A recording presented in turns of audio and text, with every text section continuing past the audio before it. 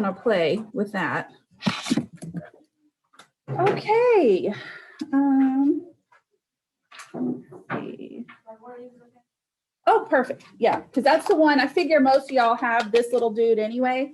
So I'm going to do it on this guy and I'm going to do it on the big one, just depending on which one you have. But you're going to have a calculator. So even if it's just your phone to practice on right now till you learn how to do it. Okay, here we go. So let's jump right in. So these four sections, they're all about logs and exponential functions. Okay, so let's talk about exponential functions first. So they have an exponent. That makes sense, right? So they're going to have an exponent. You guys know all this information. I'm going to let you read that yourself. You know the base is the big number. The exponent's the little guy that sits on his shoulder.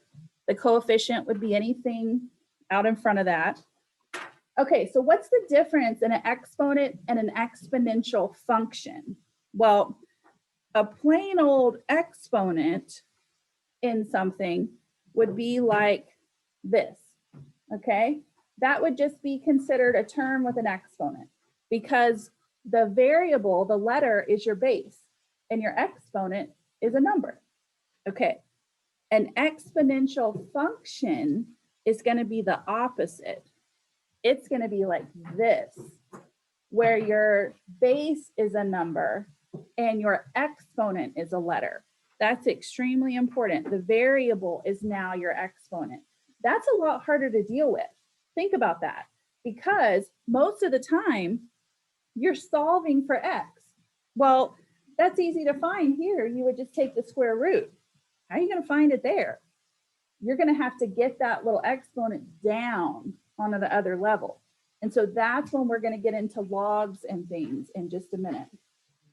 Okay. Sorry.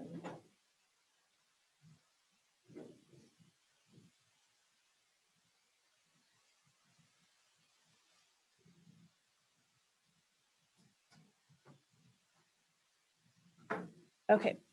So anywho, let's go through these and you tell me, is it an exponential function or is it just a function with an exponent?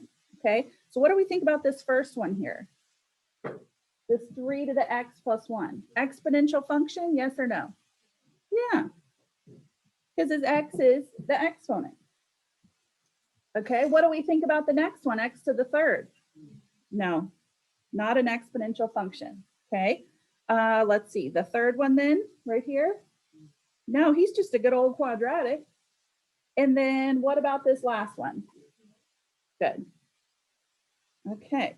So you kind of see the difference. Now, this last one's really crazy because look, not only does the 5 have an exponent, its exponent has an exponent. But as long as you have a letter up there in some way, it's an exponential function. So he's still considered exponential. Okay, now one base that we use a lot is little e. He's actually what we call Euler's number. There was a guy, Euler, a long time ago. He was Greek. He invented geometry. He invented trig. He's the father of all of those crazy maths. And he has a little number named after him. So you guys know that pi has this little symbol, and he's on your calculator. And you know that he is represented by that symbol, but he's actually a string of numbers. Well, it turns out little e here is the same thing. He's going to be on your calculator. You're going to have to turn him like this to find him if you're on your phone. If you're on your calculator and you're looking for him, he's not these two biggies right here. Let me see if I don't even know if I see him. Hold on. He is, oh, there he is.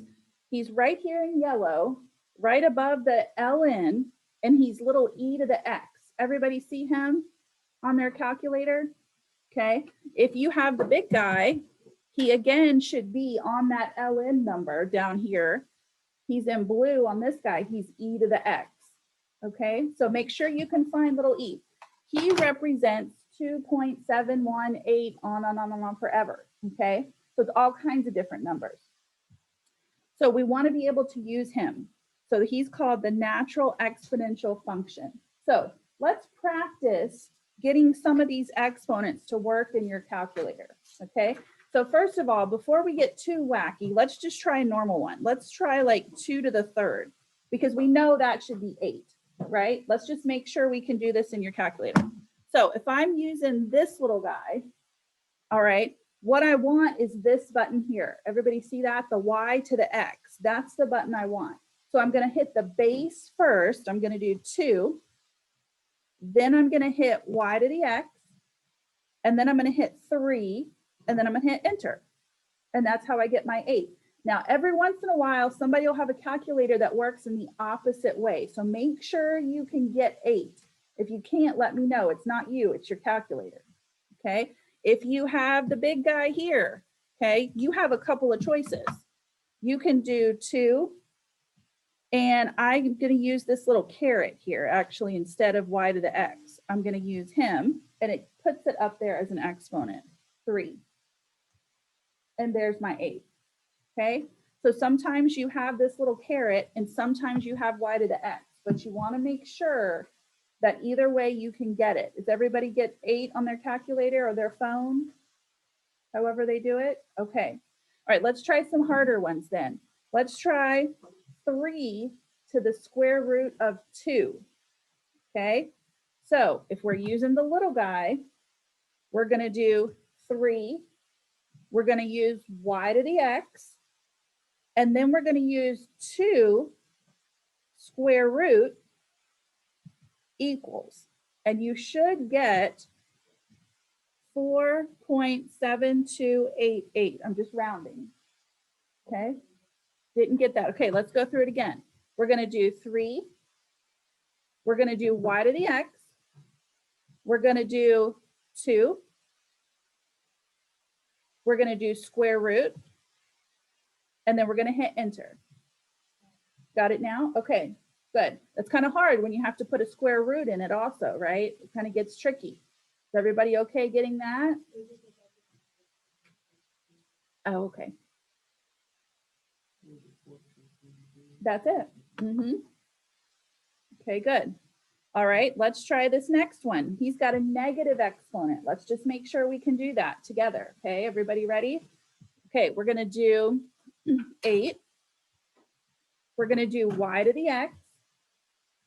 And then you're going to put your 1.7. Sometimes your calculator will let you do negative 1.7 first, and sometimes it'll want 1.7 then negative. This little guy here, I stole it from my son. It makes me do 1.7 and then the negative. And then I hit enter, and you get a little bitty number. You should get 0.02916. Okay, let's do that one more time together. So we're going to do 8, Y to the X. And then I'm going to go ahead and put 1.7 and then hit my negative. This little calculator makes me do it like that. On the big boy, you don't have to do that. You hit negative first and then hit enter. Okay. Everybody okay on that one? No? Okay. Let's see what you got. Okay. All right, we got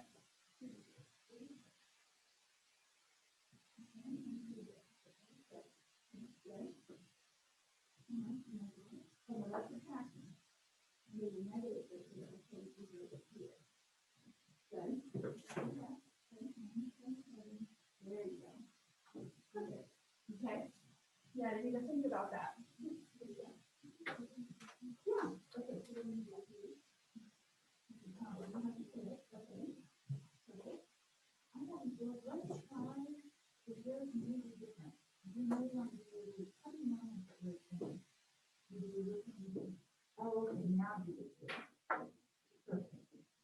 There you go. Yeah.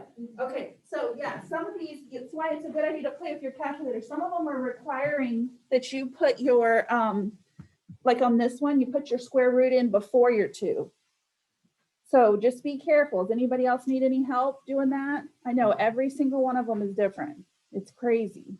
You would think, okay, all Casios should do this. All Texas Instruments should do this, but it just doesn't work that way.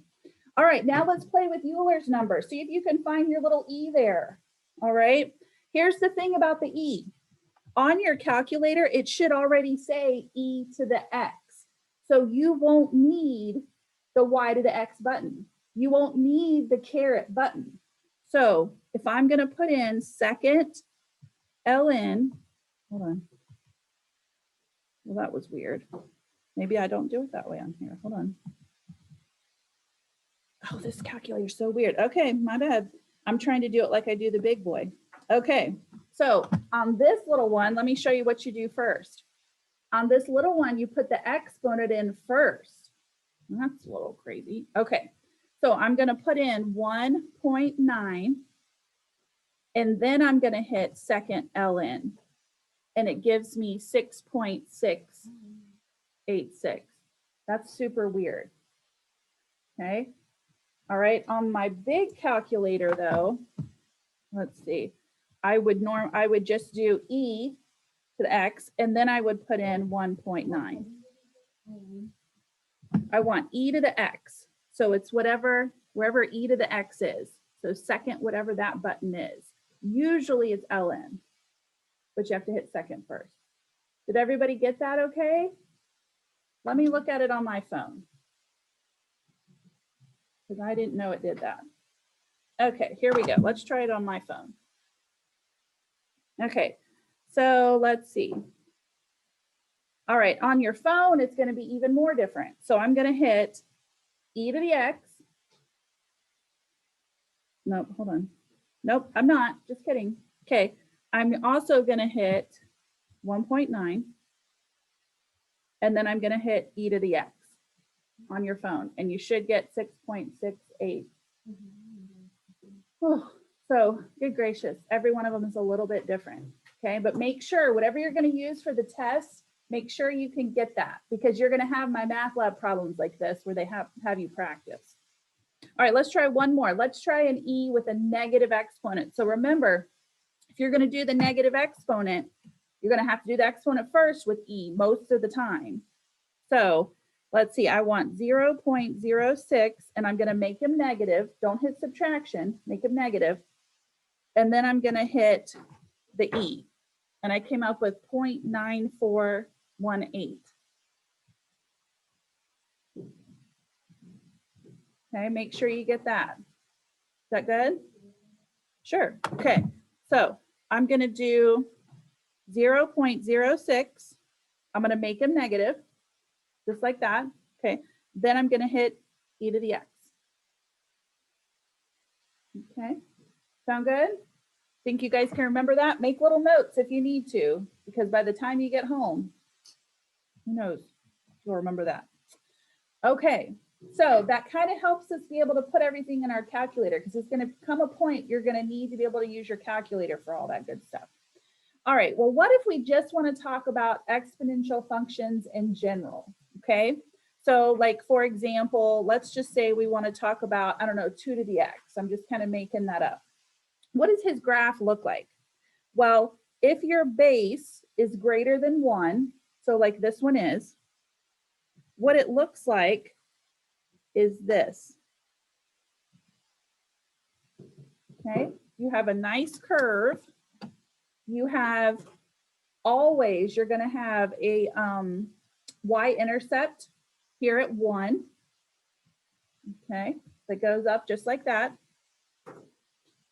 You're going to have a horizontal asymptote that keeps it off the x-axis. And then it's going to just go up forever. That's where he goes. Okay. Now, what if your b, your base, is a fraction between 0 and 1? What if it's like a half, for example? The only difference is it switches direction. Still a y-intercept of 1, still a horizontal asymptote right here at x-axis, but now we are a decreasing function. Notice this is decreasing, whereas this one was increasing. See the difference there? They still have the y-intercept. Do they have an x-intercept, either one of them? No, they never touch the x-axis. There's a horizontal asymptote that prevents that. Their domain is all real numbers. Notice that. Goes from negative infinity to positive infinity. but your range is just kind of going to be dependent on where this sits, because we're going to transform these guys. We're going to do some translations. Okay, so let's turn the page. Okay.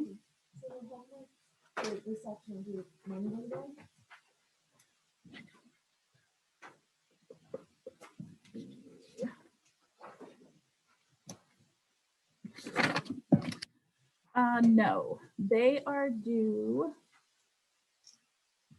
Well, I have the 15th. What is Monday? No, I'm going to make them do the 15th.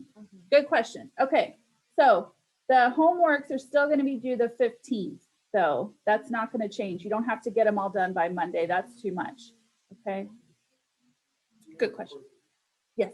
You guys have to keep it. Okay, let's talk about the next page. So let's just talk about the graphs again. We said the domain's all real numbers. Your range is going to vary depending on how we translate it. Okay. We talked about when it's increasing or when it's decreasing. We talked about our y-intercept. There's no x-intercept. And we have a horizontal asymptote. So we talked about all that. We're going to practice all this. Okay. Here's how translations are going to work with your exponential functions. The only difference between exponential functions and regular functions is think about anything dealing with horizontal. So if there's a horizontal shift to the left or the right, it's going to be added or subtracted to x. But where's your x in an exponential function? It's the exponent, which means that the little number added or subtracted to x is also up in the exponent. Okay, so kind of think about that. Let's practice some of these. Okay, here we go. This is right out of my math lab, by the way. What you're going to have are a bunch of different graphs and a bunch of different functions, and you're going to click and drag, sort of a drag and drop to the appropriate function. So let's start with the original function. This is the original function, 4 to the x. Okay, so at 4 to the x, it should be an increasing function, and it should have a y-intercept of 1. Okay, so if we look through here for an increasing function and a y-intercept of 1, yeah, looks like number 22. That'll be it. Okay, so that's our basic function. Okay, let's look at our next guy and see what's happening with him. Okay, so remember, hippos seem really violent, right? As we're looking through here. Caitlin, try to click a little wider. Okay, so we're going through here. I notice the only change is I have 2 negatives, so I have 2 reflections happening. So I'm going to have a reflection across the y and a reflection across the x. That's really the only thing that's happening, but I'm going to have 2 reflections. It doesn't matter which one you do first, as long as you do them both. Okay, so if this is my original function, and I'm going to reflect across the, let's say, y first, I'm going to flip over to here. Then I'm going to flip over to here. Okay, so think about that. So when you have your axes, okay, your normal function is going up like this. If I'm going to reflect over y, he's going to go the other direction, kind of like this guy. Then I have to reflect over x, and he's going to flop down. And who is that going to look like? 19. So you would just drag and drop him over to there. Okay. All right, let's look at our next guy. We have 4 to the x minus 1. Now compare him with a guy 2 over. Compare these two. Okay. One of these has a horizontal translation and one of them has a vertical translation. See the difference? The horizontal is up in the exponent with the x. The vertical is just outside of the whole thing. So I'm going to take this original one, this number 22, this 4 to the x, and I'm going to go where with it? Down 1, right? That's a vertical translation. So I'm going to go down 1. And where does that put me? Which number do we think? 23 looks pretty good to me. We just hopped straight down. Okay. All right, now let's look at this one, this capital F of X. Okay, he's got a negative out in front of him. So if the negative is out in front of the whole thing, that is a x-axis reflection. So I'm starting out just like this, and all I'm going to do is flop right over the x-axis, right? And that's going to end up looking like 21. Okay. And then last but not least, we have this, well, not last, but then we have this guy with his -1 up in the exponent. So that means we're horizontal, but remember, it's the opposite of what you think. So if it's -1 for horizontal, you're going to the right, okay? So we're this guy here, 22, but we're scooching over a little bit more. And it's gonna look like this. All we did was scoot over a little bit, okay? And then this guy here with the negative up in the exponent means we're going to reflect over the y. So it's got to be 24. Okay, so you'll play with that a little bit. Okay, let's try 2 more of these here. There's 3, and then we're going to talk about some interest. All right, here is our function. Okay, so hippos seem really violent. Here we go. Okay.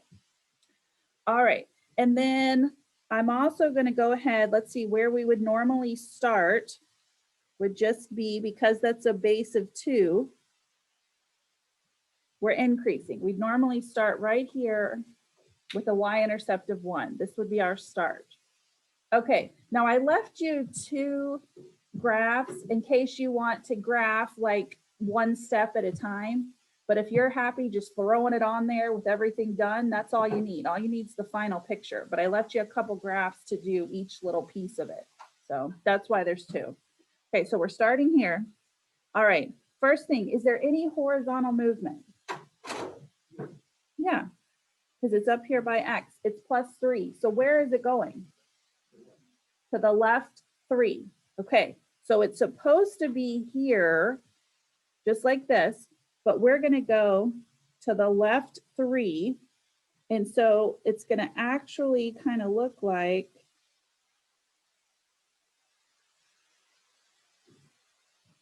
this. Okay, this is just went to the left 3. Instead of having an x-intercept, a y-intercept right here, you would have a y-intercept 3 over instead. Okay. All right. Now I don't have any stretches or shrinks, and I don't have any reflections, but I do have a vertical. What's my vertical going to be? 2 up. So I'm going to take this graph and I'm going to go 2 up. So I went here and now I'm going 2 up. Okay. So the best thing to do when you do a vertical translation is move your asymptote. Remember, this is a horizontal asymptote sitting right here at the x-axis. If I'm going up, my asymptote is going to be moved up. Okay, that's my new asymptote. Then I know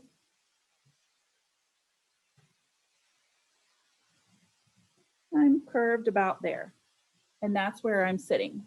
Okay, so I went left 3, up 2. This is my final picture.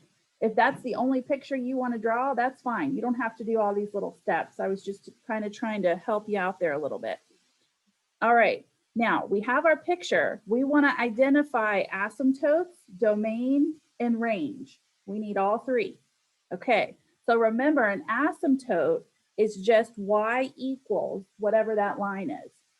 So this line is going to be 2. Y equals 2 is my asymptote. That's my horizontal asymptote. Okay, because I went up 2, you just moved up 2. All right, what is the domain? Always, always, always of an exponential function. All real numbers. So we'll write it like that. Okay, and now we need a range. Okay, so remember, range, we start at the bottom and we move up So I'm down here and I'm moving up. The first time I really encounter the graph is right here. Okay, so this would be a 2, but does it get a parenthesis or a hard bracket? Think about that, a parenthesis, because it's got an asymptote sitting there. It doesn't ever touch it. It gets really, really close to its asymptote, but it never touches it. And then it goes all the way to infinity. Okay, so this is the first time we've really had to think about a horizontal asymptote in a graph and what that's going to mean for a range.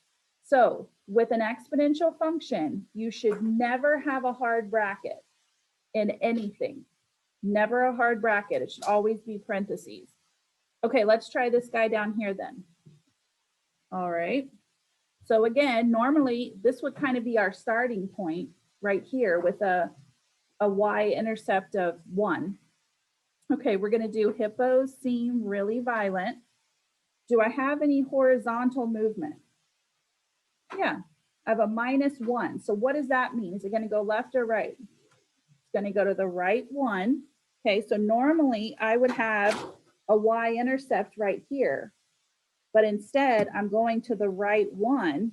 So my intercept is going to be 1 over to the right. Okay, so this is to the right one. Okay. Then I don't have any stretches or shrinks. You really don't with these. I do have a reflection. He's right here. Okay. So does that mean I'm going to reflect over the X or the Y if it's out in front like that? The X. So I'm going to take this and flip it right over. Instead of having my y-intercept be right here, it's going to be down here. And I'm going to be flipped right over this guy here. Don't worry about when to make the curve or how steep or how wide. That's really not necessary. It's just make sure that you kind of touch wherever that intercept would be. And there we go. Does that make sense? That would be our graph now, because we just took what we had here and flipped it right over the X. All right, our asymptote didn't move.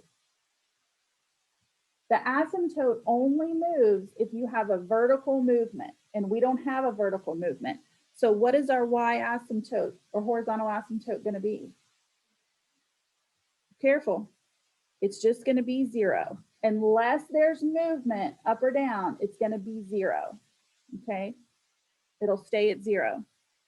All right, now we want a domain, which is always going to be all real numbers. And now we need to be careful. We need a range. This is going to be tricky. So we start at the bottom at negative infinity, and we come up, and it never touches the y asymptote, but it gets really, really, really, really close. So what is our other number going to be right here? 0. Okay, it gets really, really close. So notice that the y asymptote is always in the range. See that? It's always in the range. It's kind of like one of the boundaries of the range there that keeps you in place. Okay, one more of these, and then we're going to talk about some interest. Okay, here we go. Okay, we have a new guy. Here he is. Okay, we're going to graph him. Now, if our base is greater than 1, we're increasing. If our base is less than 1 and it's a fraction, we're decreasing. Does anybody remember, is E greater than 1 or less than 1? He's greater than 1, right? He's 2.71, blah, blah, blah. Okay, so we're going to be increasing. That's just like normal. So I'm going to go ahead and draw him. Okay, so I shouldn't really make that line right at 1. He's supposed to be super duper close to 0, like this. And then he kind of shoots up. Okay, there we go. That's where we're starting. And then what's the only thing that's been done to him?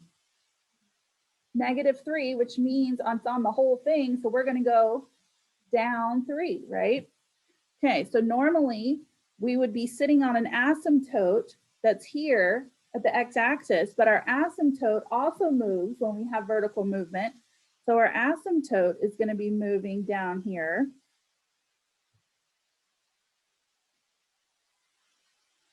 like this, which means that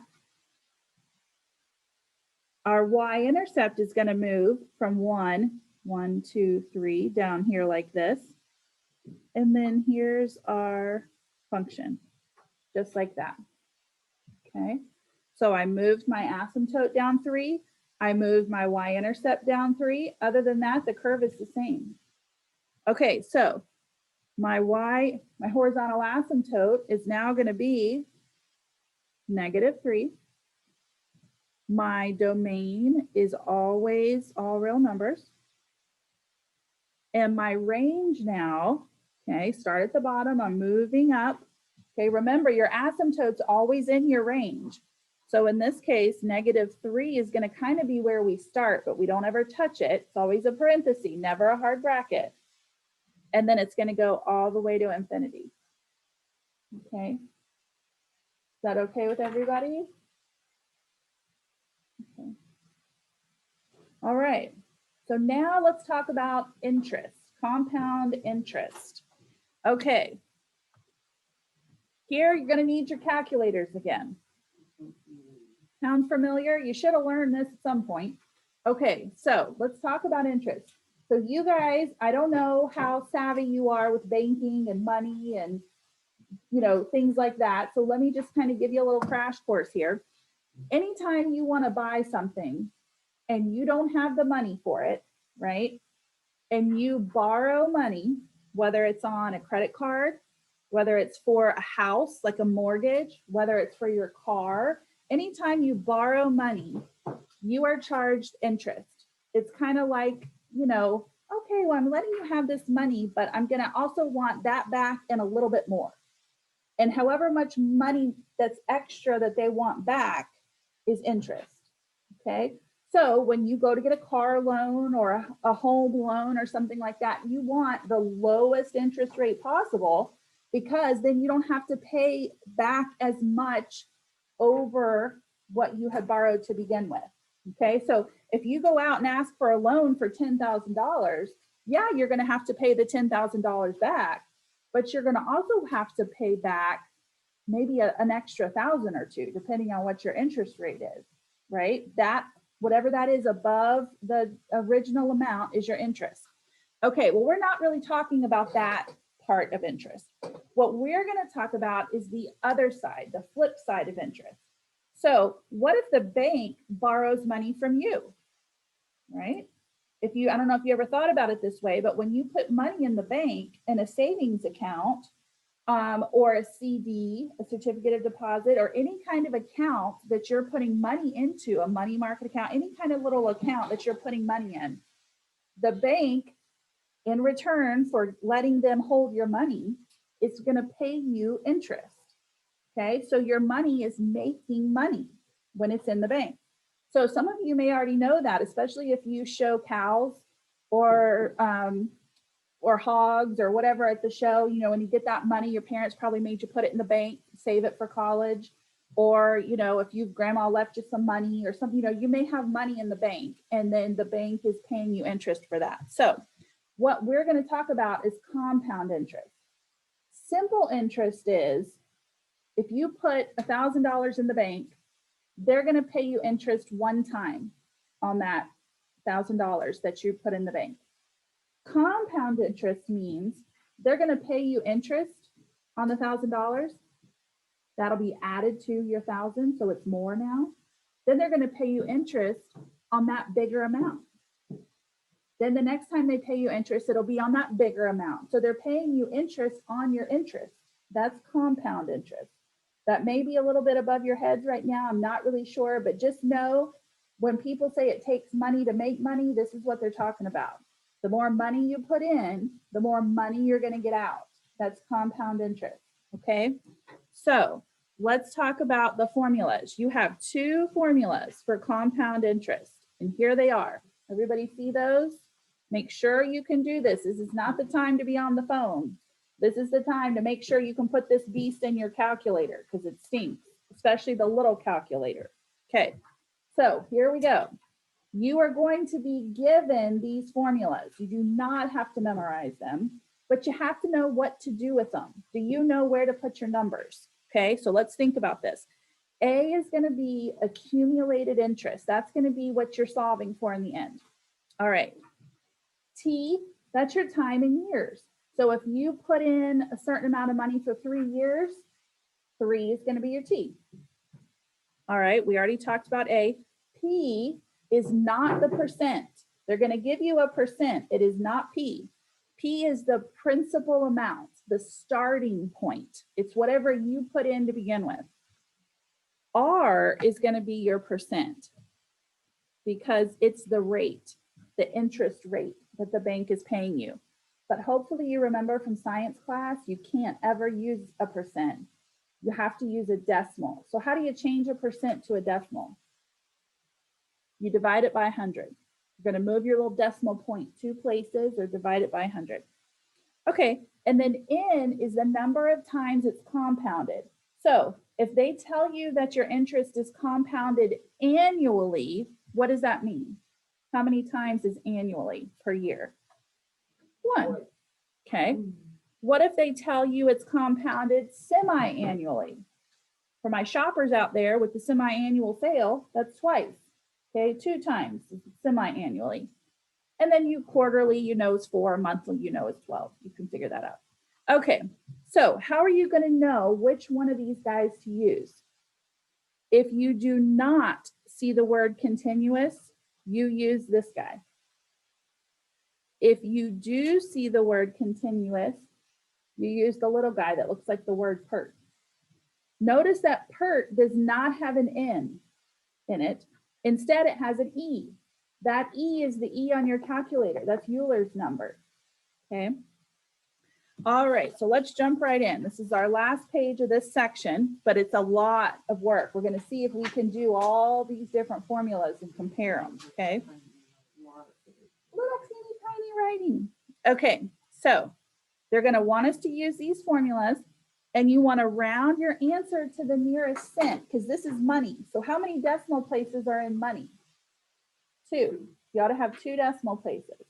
Okay, so here's what we know so far. We want to find the accumulated value of an investment. So we want to find A of $15,000. So what is that number going to be? What letter? That's our P. Is going to be 15,000. Okay, good. For 3 years, what number is that? Or what letter is 3 going to be? Our T. Good. You've done it in another algebra class. Yeah. Okay, and you have an interest rate of 6.5%. That's your R. Now, I'm not going to put 6.5 because I don't want a percent. What am I going to do to 6.5? Divide him by 100 or scooch his little decimal point over 2 places, whichever one you want to do, but make sure you make him a decimal. So you can divide by 100 or you can just scoot his little decimal point over. Okay, good. All right. Then here we go. We're going to have A, B, C, D. We're going to get so good at this, you're just going to be shocked. Okay. Letter A says it's compounded semi-annually. That's our N. What is our N going to equal if it's semi-annually? 2. Okay. All right. Now, I did not see the word continuously, which means this is our guy for this problem. So here we go. Let's put in all of our numbers. Bless you. So we have A equals, our P is 15,000. Make sure you get 3 zeros there. And you got a big parenthesis. 1 plus 0.065 divided by 2, parenthesis.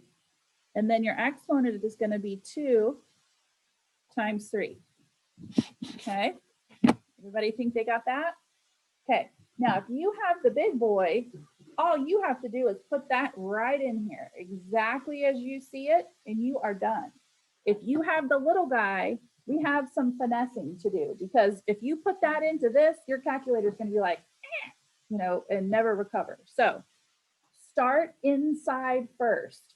This is going to be the very first thing that we do, is this little guy right here. Okay. So I'm going to write this other stuff over. Okay. And then the very first thing I do on my calculator is 0.065 divided by 2, which is 0.0325. I'm going to write that down. Okay. Sorry, you can't see that. How about that? Okay. And then I'm going to go ahead and multiply my exponents. 2 times 3 is 6. Everybody okay with that? Okay. Then I'm going to do what's in my parentheses. 1 plus 0.0325 is 1.0325. And that's going to be to the 6. Okay. All right. Okay. Now you can do this in your calculator, but you're going to have to do this part first, then multiply that answer by 15,000. Okay, so let's try that. So I'm going to do 1.0325 y to the x, 6, enter, times 15, 1, 2, 3 zeros, and you should get $18,173.21.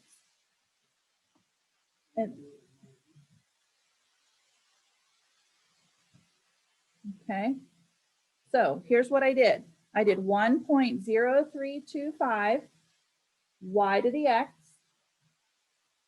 6, enter, times 15,000. Okay, and I came up with that. Anybody need help? Somebody always needs help. This is hard to get in there. Everybody okay? Really?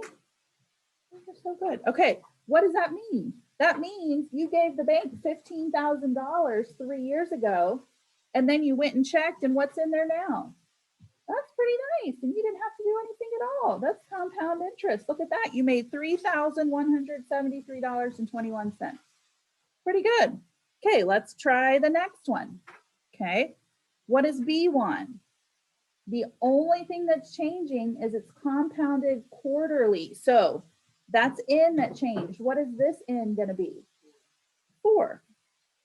So when you go through, all you're going to be doing is wherever you had an n, wherever you had the 2, you're going to put in a 4. That's what you're going to do instead. Okay. And again, you're going to do that little fraction in there first. So I'm going to do 0.065 divided by 4. And I'm going to go ahead and fix my exponent, which is a 12. Okay.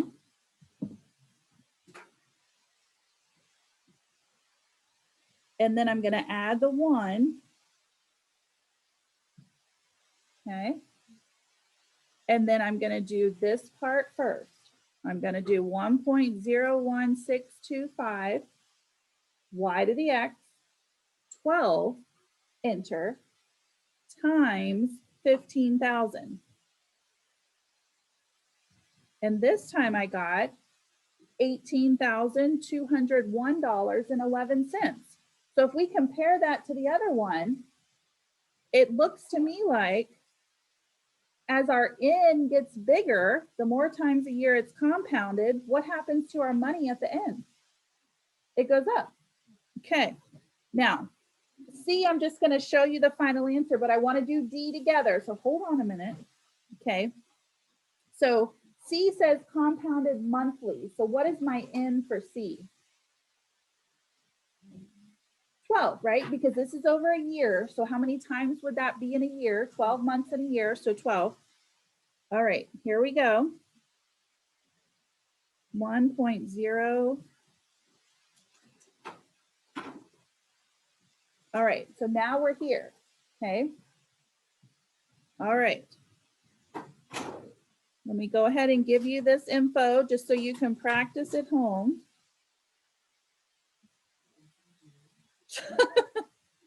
Okay, and I get $18,220, and then I have 2 answers here, and I'm not sure why.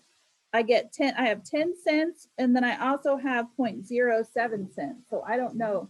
You got 0.07? Thank you. Okay. All right, so last one. Let's try this one. We haven't done it. Jolene, sit down. Okay, so we got one more thing we got to do. Okay, so now when I look at D, if you look back up there, it says compounded continuously. It doesn't give us an N. Everybody see that? That means we don't want this formula. We want PERT. We got to make sure we can do this together. This has a whole new dimension here now. So if it's compounded continuously, we're looking at this guy. Okay, so principal is still 15,000. E is a number in your calculator. Your rate is 0.065 and your time is 3. Okay, so we're going to do these little exponents here first. It's really important you do this. So we're going to have 0.065 times 3. We get 0.195. Then we're going to do the E part first. So we're going to do in this little calculator, because it's weird, okay, I'm going to have to do 0.195, then my E, then times 15,000, and my A ends up being $18,229.66. So as you look through these, how do you get the most money? You find the interest rate, you find it however many times, the more times it's compounded per year, the more money you make. If it's compounded continuously, this is the most money. If you can't get a continuous rate at the bank, then you tell them, I want the account that compounds the most often per year. And that's going to make you the most money. Okay. And that is how that works.